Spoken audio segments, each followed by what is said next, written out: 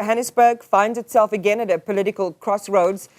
This week, council is debating, as Junior has been sharing with us, explosive motions 3 of no confidence, which targets the mayor, the speaker and the chief whip. And while the DA is leading the charge, parties like the Good Party are pushing back, not in defense of the mayor's performance, but in the name of stability, they say. The Good Party says Johannesburg cannot afford more political chaos, even if it means keeping a mayor that they sharply criticize. But is that stability or merely settling for failure? Let's put these questions now to the Good Party's national chairperson and Joburg councillor, Matthew Cook. Councillor Cook, good morning and thank you for your time. As Junior has just been sharing with us, the numbers might be in your favour and others to oppose this motion. But if I read what Good Party has been saying about this, you admit Mayor Morero has failed to deliver. The city is in a state of collapse. Anyone who lives in the city can witness that. So how do you justify voting to keep him in office while residents continue to suffer under dysfunctional leadership? First of all, thanks, Iman, for having me this morning. I think it's important to note that Good has, for many months now, distanced themselves from the GLU in Johannesburg. We had tried to work together with the GLU. Those negotiations were very difficult and under a lot of strain. In those negotiations, we got to see just how much and how complicated the Johannesburg council and administration is, with the mayor having to balance so many voices within the minorities, and that we walked away because we really started to see some serious challenges which the mayor needed to address. And since then, we've been very critical of him. However, we must understand that Joburg has been through no less than 7 mayors in 7 years, and that each new mayor is going to bring about promises, but it's going to take time to deliver these. I think Mayor Morero has made some incredible strides with projects that have been pushed, like the bomb squad that he's launched, like his inner city cleanup. But the reality is the lived lives of millions of Johannesburg residents across the city are seeing everything worsen. They're seeing service delivery crumble. The potholes are getting bigger. The street light outages are more. The water cuts are more. The electricity cuts are more. And the city keeps deferring this. Mayor Morero, what he said in his SOCA earlier this year was that he was going to use his power as mayor to shuffle his MMCs and to make the changes that he needs to do in his administration.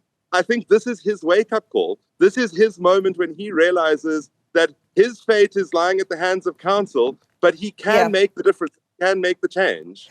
All right, I mean, you talk about 7 mayors in 7 years, but actually there have been 10 mayoral stints. Some of them repeat, like Dada Morero, of course, who had his 1-month stint in September and October in 2022, as did Mpho Palatse as well. So, it's again speaking to and reinforcing that instability concept. And I'll just share that graphic. I think we have a graphic just to show residents who might have forgotten the trauma of leadership and the instability of leadership over the last 7 years. If we can pull that graphic up, that will be great. But if not, let's move on. All right, so there it is for our viewers. From Jeff Makubo all the way down to the end with Dada Morero, again circling back from August 2024. All right, I think we start to see that each party, each mayor has got their own objectives. They each come up with a glorious, well-worded 100-day plan. And then a couple of days after those 100 days, we start motions of no confidence against them.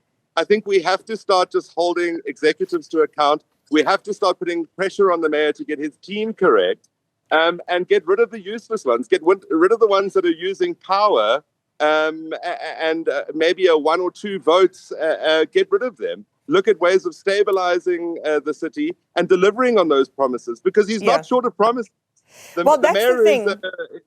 Yeah, that's the thing, and I want to come back to that. So we've just shared, right, the revolving doors of mayors over the last few years. It's a damning statistic, but isn't it more damning, Matthew, to protect a mayor who, by your own account, makes speeches while service delivery decays? Why not push for a competent replacement instead of settling for the status quo? You see, I think we have to look that the mayor is delivering in certain places. Yes, he's being strategic about where he's delivering, and he is only delivering to certain objectives. The city is under immense financial pressure at the moment. We as councillors across the spectrum know what the city is dealing with, and some of these things are going to take time to turn around. There isn't an instant fix for Johannesburg. Johannesburg is over years deteriorated to a point where we are in a crisis, where the city is heading towards total collapse. But what it needs is decisive leadership. And Morero has had a chance to say what he wants, but he hasn't necessarily had a chance to implement that or a chance to change his executive. Now's that chance. I just want to quickly go, when you said he is delivering in some ways, I mean, so what are these things that he's doing? Well, I mean, we've been harshly critical of the bomb squad because of the way that it was set up, as well as his efforts to just prioritize areas like the G20. The inner city regeneration progress is being made. Things like the Johannesburg Library, these things have been overhanging Johannesburg for many administrations. Many administrations have battled to get some of these things going, and we have seen some progress. But we say it's not enough progress. We say it must be more than this. And the mayor's very aware of this. He's very eager to engage on these things. But what we haven't seen is we haven't seen him take action on this. He said it, but he hasn't taken action on it. Yeah. Maybe today's council, with enough motions against him, the chief whip and the speaker, there is going to be disruptions in council today. We know there's going to be changes within council over the next period. The mayor has to take this as a serious warning, and he has to start delivering. All right, so you're describing this, your vote, as a final warning, but what practical leverage do you have to enforce that? If Morero continues to underperform, by your version, what consequences can follow from the Good Party? You see, we're not arrogant about our position in Joburg Council. When we were elected in 2021, we were a young party at that stage, and we only managed to secure one seat within council. We can be the voice of all of those residents, the voice of residents across Johannesburg, but at the end of the day, we only have one seat in council. And for that, we need to continue to fight as much as we can with that voice. We need to keep driving the awareness, and we need to rally up the voices within Johannesburg to put their support behind parties that are making a difference in council, so that come 2026, 2027 local government elections, we're able to really change the shape of government and elect leaders that actually do something, not only when they're held accountable. What exactly would the Good Party define as measurable improvement from Mayor Morero, and how soon do you expect him to deliver the results you believe that perhaps he can, given more time? You've just asked the residents of the city of Johannesburg as well to give him a chance. So, at what point do you reconsider your support based on actual change? We reconsider our support. We reconsider our support based on every item that comes before council.